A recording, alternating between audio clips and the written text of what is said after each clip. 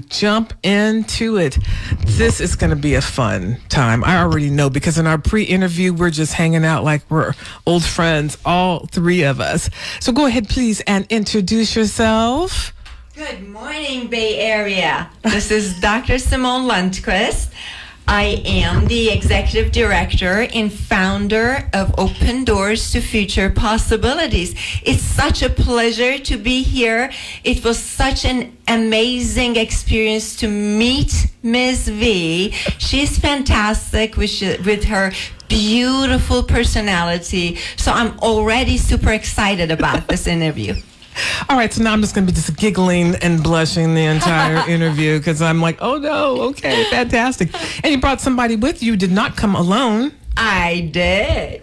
Good morning. My name is Drew Cole, and I am the Strategic Operations Director at Dr. Simone's nonprofit, Open Doors to Future Possibilities. All right. And she's a little bit shy, but she's doing great. When I first said, hey, I'm going to have you on there, she's like, what?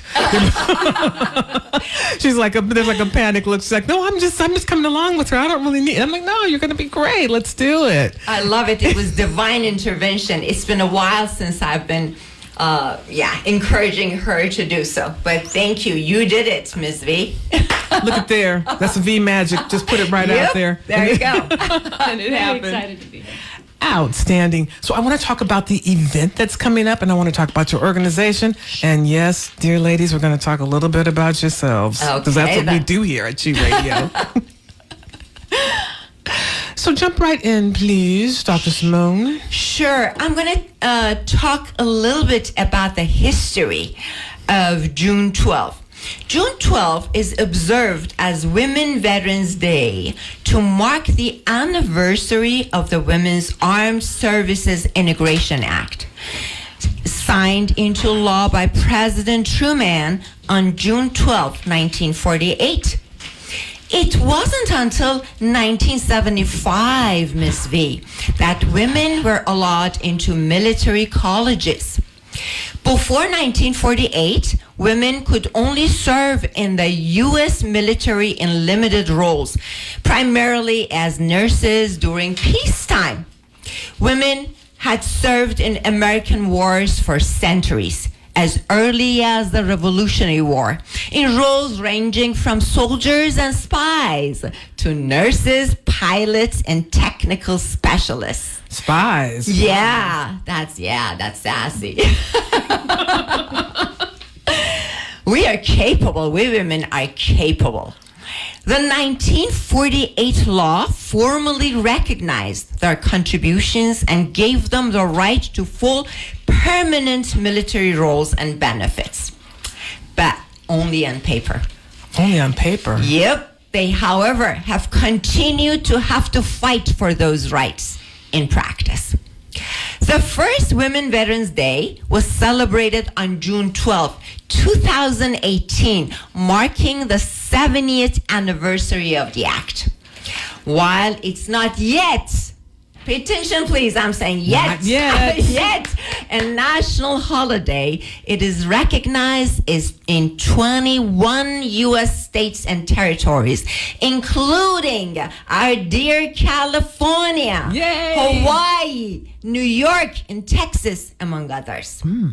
Women Veterans Day is meant to highlight and pay tribute to the historical contributions of women in the U.S. military, and the barriers they have overcome, the challenges they have faced and continue to face, and the ongoing role of women in all branches and occupations of the armed forces. It's interesting to know. I'm going to have you guys give a shout out to 3 women. All right. The only woman to ever be awarded the Medal of Honor is Mary Edwards Walker, a medical doctor during the Civil War who had to start as a nurse, but ultimately became the Army's first female surgeon. All right. She was also a spy and a POW. Her medal, though, was revoked in 1917, but later reinstated in 1977. Okay, now I've got to stop you there, and I'm sure you're going to tell me. Yeah. I want to know why was it revoked? What's going on there? Or do we know? That's a long story with different versions. Oh, okay. I have to authenticate the story so that I can share it with your audience. So we don't know the exact full details, Yes. but we know that in That's my promise to you. 1917 it Yes. was revoked. Yes. And then she died in 1919, but it was reinstated in 1977, which is a win for us. That is a win. So posthumously she got it back. Yes. Okay. And you know, Ms. V, who was the founder of the American Red Cross? I do not know. A woman! Ha ha! During the Civil War, she was a nurse, and her name was Clara Barton. She received a special military pass that permitted her to travel directly onto the battlefield, where she drove her medical wagons straight into the combat zone to tend to wounded soldiers. Wow. Isn't that brave? That is brave. That is brilliant and so courageous. Yes, and the other woman we are very proud of is the Navy Captain Rosemary Mariner. She was one of the first 8 women selected to fly military aircraft in 1973, and a year later became the Navy's first female jet pilot. Big shout outs. Big shout out to those sheroes and those women's herstory makers. Yes, absolutely. The last, but then not the least woman I'm going to have a shout out for is Army General Anne Dunwoody. She was the first woman to achieve 4-star rank on November 14, 2008. All right. There you have it, lady. 4-star rank. Amazing. I was wondering if I may share some statistics about women veterans. I would like to hear those. I would. Sure. So, women veterans are the fastest growing demographic group in the U.S. veteran population. Can you guess how many women veterans we have currently living in the United States?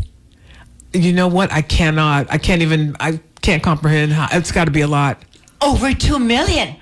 Isn't it fantastic? Women rising. That is amazing. Like the superstars they are every single day.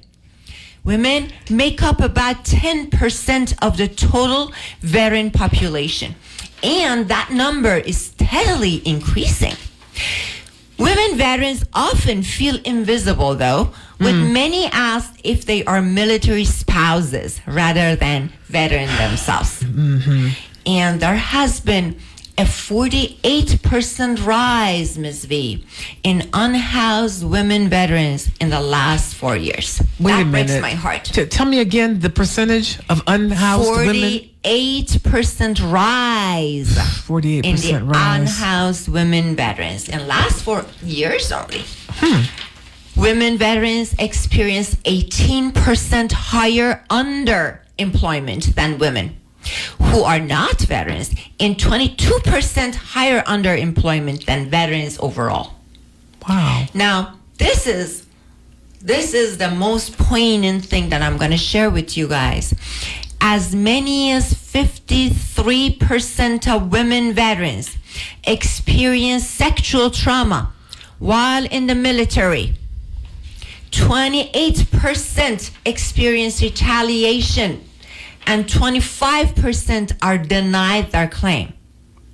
So they're fighting 2 battles. Yep, 2 battles. Always, that's a history for us women living in patriarchal societies. We experience the sufferings and poignancy of life as much as the men aside us are feeling and experiencing them, plus what we are experiencing extra as a result of being commercialized, thingified by society. Now, 9 in 10 women, Ms. V, seeking VA care have reported inappropriate comments or harassment from male veterans. So it's ongoing. Do you see? Our battle has just started, ladies. Suicide rate among women veterans rose 24% between 2020 and 2021, nearly 4 times higher than for male veterans. And, the rate of suicide has been outrageously brutal among veterans. Ms. V, starting 2001, when we started Afghanistan war, Yes. till now, we have lost in combat zone, killed in action, about 6,900 soldiers. Yet, we have lost 140,000 veterans to suicide.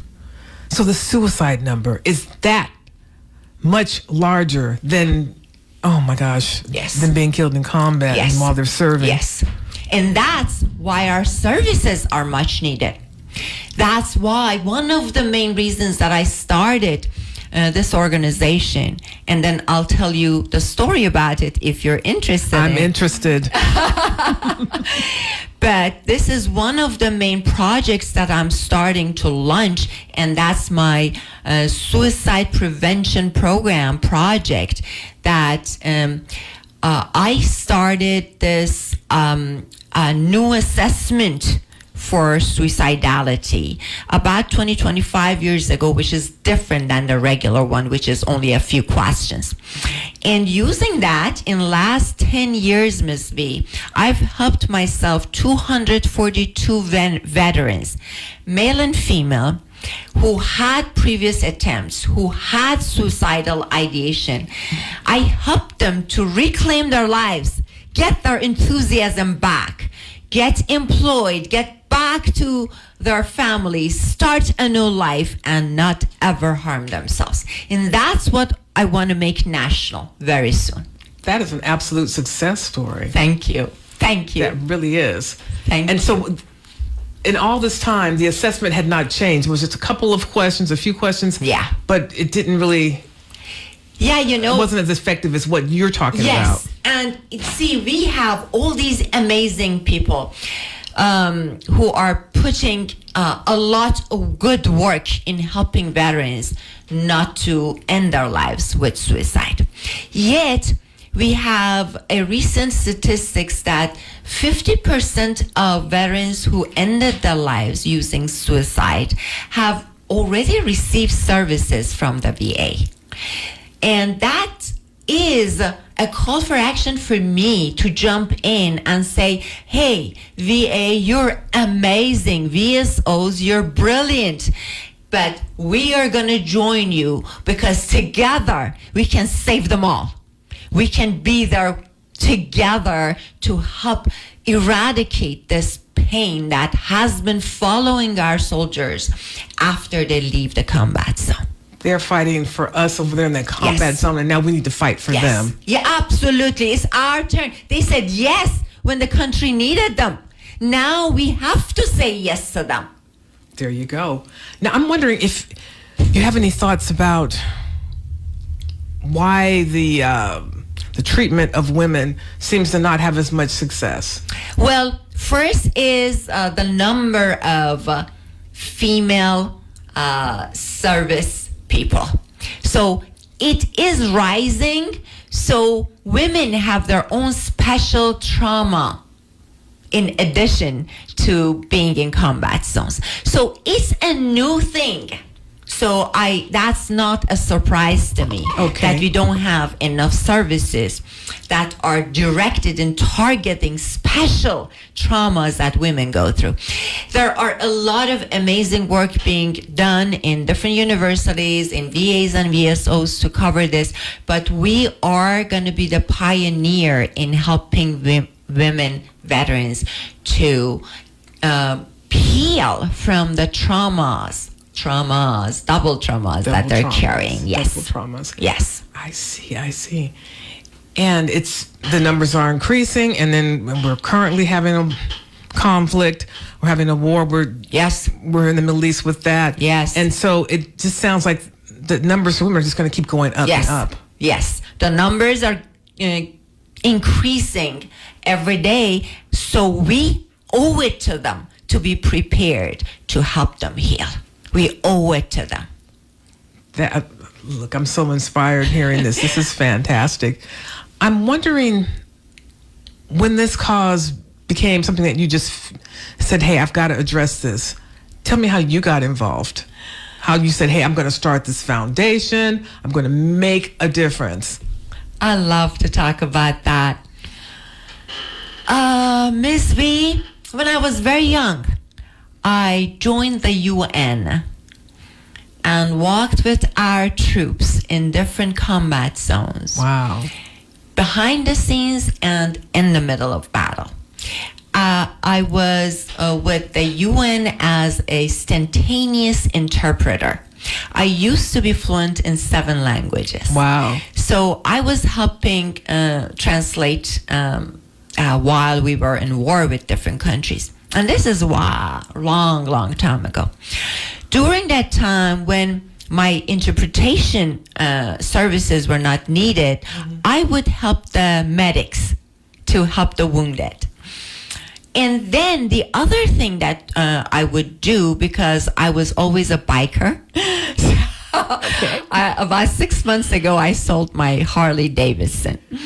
So in that time, I and 8 other people who had joined the UN and the Red Cross would jump on our very old-fashioned motorcycles and deliver food and necessary supplies to the tens of people who have been negatively impacted by war. Okay. And this was everything in those times was analog. We didn't have GPS. We didn't have these iPhones. My kid cannot understand a world without iPhones. So we would go in formations at nights. No lights on, because it was war zone. Yeah. So that night, Ms. V, I was going to be the lead ride. And one of my buddies, we were 9, we were living in the same tent, we were like brothers and sisters. I was the only gal. And he started bantering with me. We always bantered. We wrestled. We were like, a family, a good, fun family. He started bantering with me and said, oh, you're a woman. You can't lead. I knew that he didn't mean it, It was just your family having fun. Yeah, absolutely. So I bantered back. I'm good at it. I bantered back, but then I thought, oh God, he is like really insisting. I said, fine, be that way. Take the lead. And we started on the road, and it was just a few minutes after we'd started, my bike broke down and stopped working, stopped running. I got off, and I was scared because I didn't want to be lost. I had to follow them with my eyes, and I was kicking my bike. And that's the time that I heard an explosion, Miss V. Obviously, they had run over IEDs, and all of them were killed in action. When there was this Marine, his name was Mitch, my dear, beloved friend. He was the older person who was kind of directing us, supervising us. When he came to pick me up, he said that he found me passed out. I don't remember that. I remember standing there, my left ear a little bit, bleeding, and the explosion had blown up my eardrum. Wow. And I was covered in dust, nauseous, disoriented, when they told me what happened to my bodies. And I insisted and helped put the remainders of their bodies in body bags, because I wanted their families to get those bodies, whatever was remaining of them. And I did not talk about that, Ms. V, for years. Okay. There was this loss, this big hole in my soul. And I was carrying survival guilt. Why I survived? Why did they die? How did he know? Why did my body insist? He saved my life. Do you see this? He did. And let me just be clear.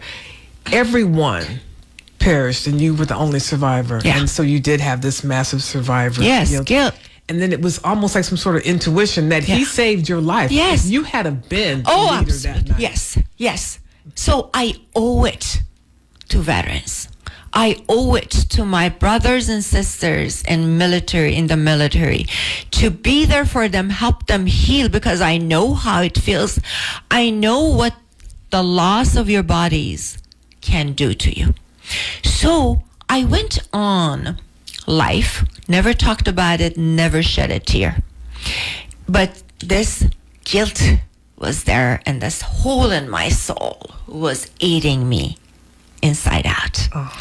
Now, I worked for decades in different community mental health systems, helping community members and veterans. Yet, I found that what we were doing, what we were providing for them was not enough. The story was reminding me, do you remember the Eagles Hotel California? Yes. There you go. That it says somewhere in that song that you can check out whenever you want, but you can never leave. Exactly. So that revolving door was what I found in some of the places that I was serving veterans, that they would come in, they get a diagnosis or many, and then they would be put on some medication, and that was it. They would not show up for therapy. There was not enough incentive, and it was not enough reaching out to them to help them. So the number of homeless veterans went up, and our veterans actually turned to drugs and alcohol to numb the pain. It's not easy to live with that pain. So it was like they were trying to self-medicate. Yes, absolutely. But even though they may have had a diagnosis and had some medication, it was hard to comply because just the trauma that they had survived. They needed something to help. Yes, the trauma was hunting them down in their dreams every night, and that would prevent them from finding a permanent job. Then they would lose housing. Then now they're dealing with a lot of different issues, and now they can't get employed because now they are trapped in this vicious cycle. They didn't have a permanent address to, put on the application. Do you see how it was like they were standing on this quagmire that slowly, gradually was pulling them down to get buried under the pain? I see. So I thought that I've got to do something about it. And that's the time that one day I woke up. I cried for 3 days. This was a postponed grieving over the loss of my 8 friends in combat zone. And I pledged that I'm going to do everything I can to change this for our veterans. So I poured all my personal resources. I took out my savings. I maxed my credit cards. Wow. And I took out even my 401k. My financial advisor was yelling at me on the phone. Woman, have you gone crazy? I said, I guess so. Jesse, that's his name. So I did it anyway, even though he was telling me about the, penalties and everything. I said, that's okay. This is why I live. I have to do this, This is what gives meaning to my life. So I did it, and January 3rd, 2019, I founded this organization, and I called it Open Doors to Future Possibilities. There you go. And it's mainly serving veterans and their families. And we also help low-income community members. For veterans and their families, our services are free of charge.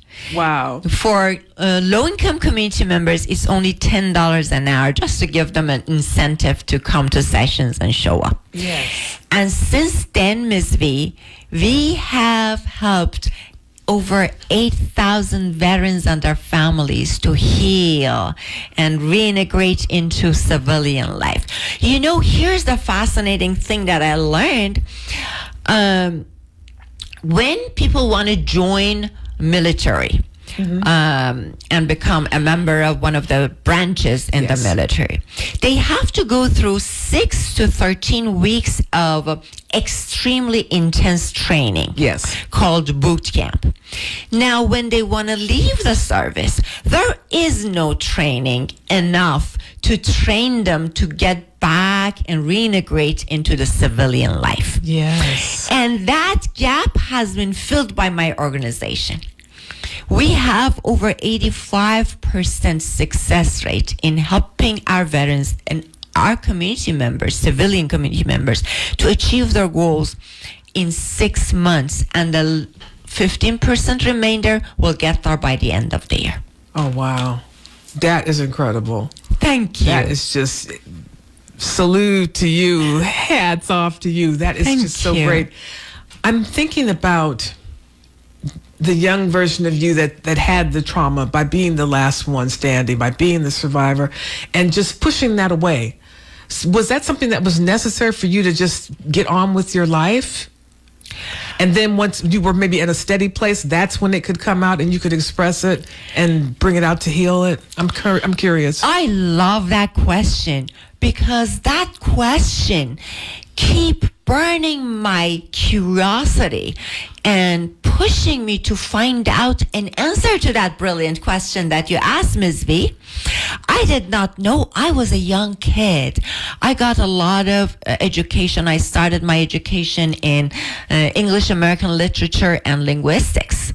Then I got my master's in that. Then I started teaching at different universities. But then my students started coming to me, talking about their life problems. And I hadn't taken even one unit in psychology, but I knew philosophy and I loved quantum physics. That was the studies that I was doing alongside with my academic training.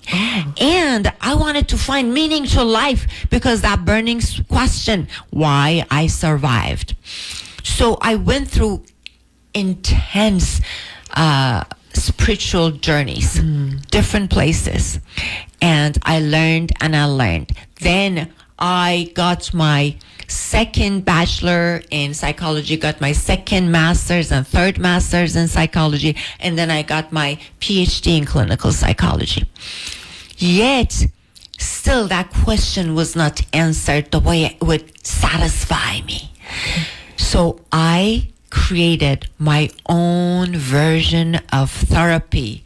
It's called Tri-Axis Narrative Theory, and it can be abbreviated as TNT. Transformation is explosive. I like it. I like it. It definitely sounds like dynamite. So, and in that, I started making meaning to the question you asked, and it was how people carry pain, how they can heal from it, not to numb it down. That's like taking aspirin if you have a broken leg. Right. It's not going to heal the leg. So I came up with the idea of mental fitness about 25 years ago. I replaced that instead of mental health, that is a dichotomous construct. And in it, if you talk about mental health, then we have to talk about mental illness. But I was thinking that if we tell people that you're deficited, you're flawed, you're mentally ill, it's not going to make them happy. And then they're going to concentrate and focus on what's wrong with them. And they'll identify as someone who's sick. Brilliant. So I came up with the idea of mental fitness. And it's exact parallel to physical fitness.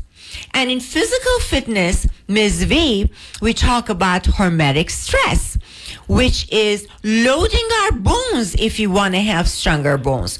Yes. Picking up weightier, heavier weights in order to create micro tears on our muscles to be able to develop bigger muscles. Yes. So in body, physical fitness, we don't look at trauma. Basically, we're traumatizing our bones and our muscles. Yes. In physical science, we don't talk about trauma as a bad thing.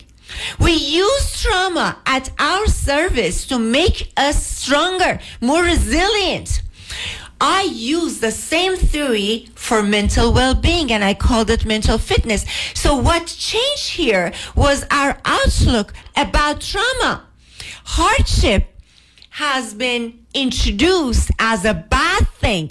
I've heard God knows too many times that if you've been traumatized, you're damaged, you're broken. Right. I object, ma'am. I object. So I came up with this theory, and I started talking about mental fitness as parallel to our physical fitness, and now turn our perspective on that's bad. We look at trauma as one, inevitable. Trauma is part of life, people. Open your eyes, please. You can't avoid it. The more you run away from it, the faster it's gonna run after you. You can't run away. So you've got to face it courageously and say, bring it on. I'm ready to get trained in this life. And then that's going to make you face what you have been trying to run away or suppress.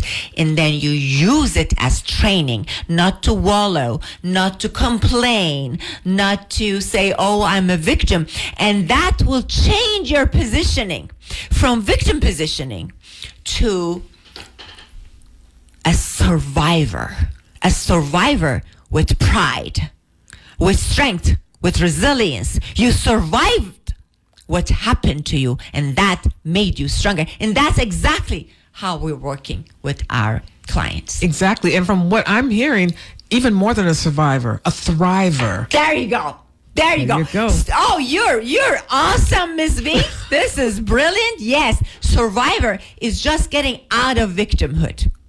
So changing the perspective from victim to survivor is the first bridge. The second one, which is you rise. You rise every single day. And that's your gratitude for being blessed with life. You get to breathe one more day. You get to walk this world one more day. Ask yourself, what are you willing to give to show your gratitude? Amen. We're having church. Hallelujah. And you're listening to KKUP Cupertino. We are having just such a great time. And what you're saying makes so much sense. Because you know what? This is life. You can't get through it without something happening. Nope. So use it as not a definition of, oh, I'm this terrible, broken person, but use it as something to grow from. Yes, something absolutely. to thrive. Yes. Ms. V, I was not a very bright student in life. Wait a minute, stop, pause, hold it. Okay, and then I got my master's, and I got my second master's, and I got my bachelor's, and I got my second bachelor's, and then I said, okay, I'm going to get a Ph.D., and then I said, okay, this is not good enough for me. I'm going to make up my own kind. I'm going to do this, and then you're like, I'm not very bright. What? In the I school of challenge you on life. that. I love that. Please go ahead, bring it on. I love good challenges. It makes me stronger. But if you listen to what I said in Life Academy. It was not academically. It took me a while to learn that hardship is good. I have to open my eyes. I'll have to open my arms and welcome hardship rather than saying, oh, why me? So, you know what happened after that humongous loss? My daughter, when she was 3 years and a half, got kidnapped from me. She's good. Oh, she's she's good. 32. She's good. Okay. She's an engineer. She's a kick-ass, wonderful woman. But that was the pain that I had to go through. Then I got brain tumor, and I was losing my eyesight. That was another experience. Then I got breast cancer. This is only 3 years ago. Wow. And I had a dream, and I went for my mammogram, and yep, I had cancer, but it was early on, so they were able to surgically extract it out of my body. Now, I'm just going to go back a bit here. So you had a dream that informed you that you needed to go and Yes, get my mammo. I was shown I was lying on a surgical table. So I knew. Okay. I knew. I woke up, I said, thank you, universe. And I went straight to Kaiser. And I got my mammo. And when they called to give me the bad news, the nurse was saying, are you sitting? No, I was walking and I was working. I said, I don't have time to sit, darling. What's going on? It's cancer, right? She went in shock. She was like, what? How do you know this? I said, good. What we're going to do? Can we do surgery? Can we do it tomorrow? I can be there tonight. Look at that. Look at that. So finally, I think I've started to learn. And as I learn, I've started to fly. People call me eagle trainer. I like it way more than a therapist, you know. I'm an eagle trainer. And why? Because I believe we human beings have been deceived to believe we are chicken, caged in chicken coop. Oh. But my job is that reminder that, hey, you're an eagle.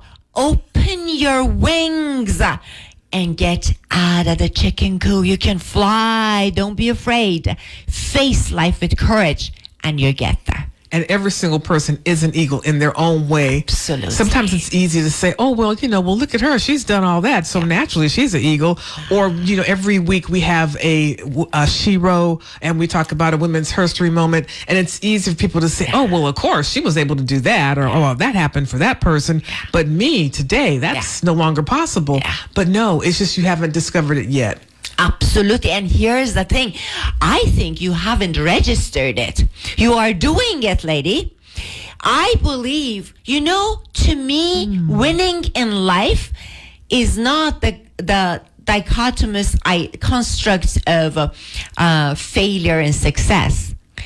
As long as you continue to live, as long as you put one foot in front of the other one, as soon as you stay in the game, you're a winner. There you go. Because you have to fail your way to success. Oh my God, let me tell you, you don't want to know how many times I failed miserably. But you know what? I have a Malinois. She's my partner. She's a Belgian Shepherd, and she's going to be 6 this August. Oh. And I am as stubborn and persistent as she is. Give her a bone and try to get it out of her jaws. You would not be able to. She puts her butt down, and she's 90 pounds, and you have to drag her all over. I'm like that. I don't give up. That's the whole story of winning. Don't give up.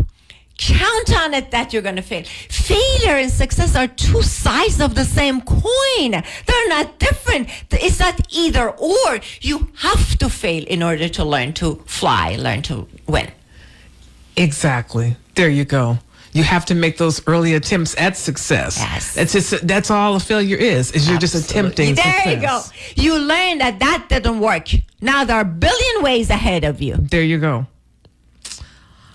We're just having a great time in here. And I love it. I love it. I love this so much. Let's remind people again about the event. Okay. So this year at my organization, we're going to have a celebration of bravery and sacrifices of women veterans. It begins at 5:30 p.m. in the parking lot at the Garden Alameda in San Jose. It's 1550 the Alameda, and our suite there is 150. It's San Jose 95126. Yet we're going to do it in the parking lot. Now, volunteers and balloons will help attendees to find the event. We'll have community resources. More than 20 organizations will be present, Ms. V, which makes my heart have rainbows of light. The resources include veterans organizations, healthcare providers, food banks, service animal organizations, and other community services. Our opening ceremony starts promptly at 5:30 p.m. Okay. Our speakers, we've been honored with these fabulous speakers. We have San Jose Council member Michael McCaughey. We have Madam County Supervisor Susan Allenberg. We have Congresswoman Zoe Lofgren. And we have me. Last but not least, you. That's good Thank too. you. You're so sweet. And then, Ms. V, we are going to have our solidarity walk. It starts after the talks, and the participants will walk down the Alameda carrying signs featuring stories, accomplishments, and facts about women veterans. How cool is that? So cool. And at our community celebration, following the walk, our attendees will meet fellow community members. We'll enjoy food and music. Hey, we have our favorite DJ, Bob Nguyen, and he'll play classic rock. There you go. Attendees will learn more about services and community resources available to veterans and about food. Free of charge food will be provided for veterans and active duty service members. Look Isn't at that cool? that. I love that. So good. And additional food options will be available for the public. Now, I've got to tell you, this is our inaugural Women Veterans Day event, hosted by Open Doors to Future Possibilities. We plan to expand the celebration into a full parade next year, as big as it can get. So there you go, you have it now. There you go. So now we've got all the information that we need. And your website again is? Open Doors to Future Possibilities.org. Fantastic. And this is the inaugural event, and it's free? It's free. Well, people who are going to be there are going to enjoy it. They're going to learn. And this is amazing. Not too many people or even too many veterans were aware of June 12th as Women Veterans Day. So I'm going to bring visibility, as that has been one of the purposes in my life, to bring visibility to the accomplishments and amazingness and wonderfulnesses of brilliant women of our nation like you, Ms. V. I'm okay. Well, thank you very much. And this is just amazing, because I doubt that very many people know about the act and how it was passed in 1948. It's just, Yes. And that women veterans are still continuing to go through challenges in order to get the benefits, services they need, and to be known as brave. To be recognized as these brave women that they are, and to get the help that they need. Yes. And they have special situations because they are women. Yes. And that needs to be recognized and dealt with. And you are doing a fantastic job of getting that message out there. Thank you. And see, I'm looking at Drew. I haven't forgotten about you. She's sitting over there like, okay, got my fingers crossed. She's going to forget about me. I won't have to get to the mic. But yes, you will. So I want you to introduce yourself, please. Yeah, of course. All right, so good morning, everyone, again. My name is Drew Cole, and I am the Strategic Operations Director for Open Doors to Future Possibilities. I have been so fortunate enough to work alongside Dr. Simone for the last 4.5 years. And really, I got to tell you that Dr. Simone is not talk, she walks the walk. Little known fact, maybe large fact, she is a professor at San Jose State University, in addition to all of the amazing work she does for veterans in the community. Amazing. And Ms. V, as her student, when I first met her, she tried to get me to talk. She tried to get me to speak up, and I said, I don't want to do any of that. I'm going to do my work, and I'm going to go home. But from that moment on, she said, I see you. I know what you're trying to do. I see who you want to become, and you can fly like an eagle. And from that moment on, she has believed in me and empowered me to do so many great things. I owe so much to her. I couldn't even begin to tell you. I'm annoying that way. No. She is very persistent in holding you accountable. Yes, she is. And showing you how much you can do. Because I really didn't believe I could do a lot. And from the moment that I started the organization, she has given me every opportunity to lead. And so seeing that and feeling the belief firsthand, it makes me want to do more for other people. And so the mission that we've started to help veterans, first responders, their families, it really is grown. So in the last 7.5 years, we have grown from one small location, 1,500 square feet, to now 8 different locations across the Bay Area. So we are actually in San Jose, San Francisco, San Mateo, Santa Rosa, and it is all under the leadership of Dr. Simone. And by end of summer, I promise 3 more. San Mateo County, Sacramento, and Santa Cruz. Wow. You're just such an inspiration. Thank you. You know, Mom, professor, doctor, innovator. I mean, yeah. You know, Miss V. What are your secrets to all this energy? Being blessed with life and knowing that I've got to show my gratitude in action, not in words. Look at that. And I'm a dreamer. I have a dream.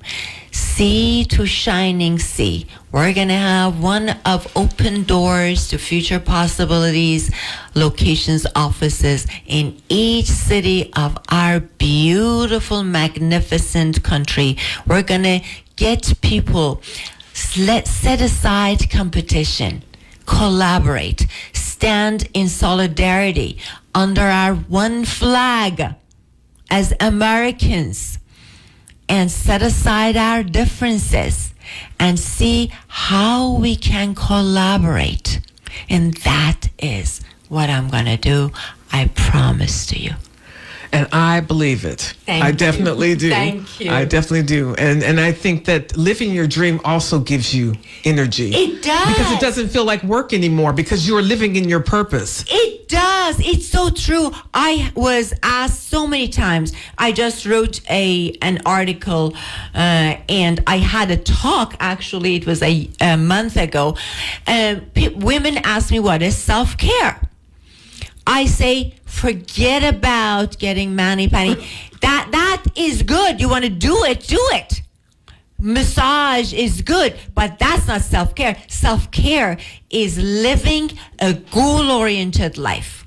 When you have a goal to look at, you know, Ms. V, every bother, every annoyance in life that I guarantee they're going to be there, they're like these flies. You can get rid of them because your eyes are there.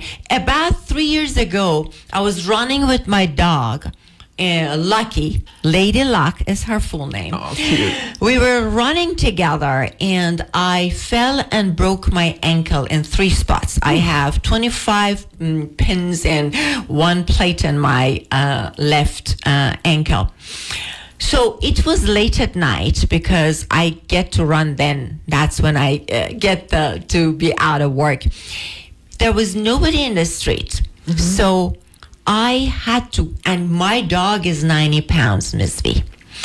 I had to crawl. I tried to get up. I tried to push in the broken parts, and it didn't work. So I felt miserably again. So I crawled all this way, holding my dog, who was really disturbed by her mommy crawling like her. Yeah. She didn't know what was happening, Wow. and she could sense my pain. She could. Mm-hmm. I crawled all the way. When I got back home, all my knees, my hands were bleeding, in addition to the hanging broken ankle.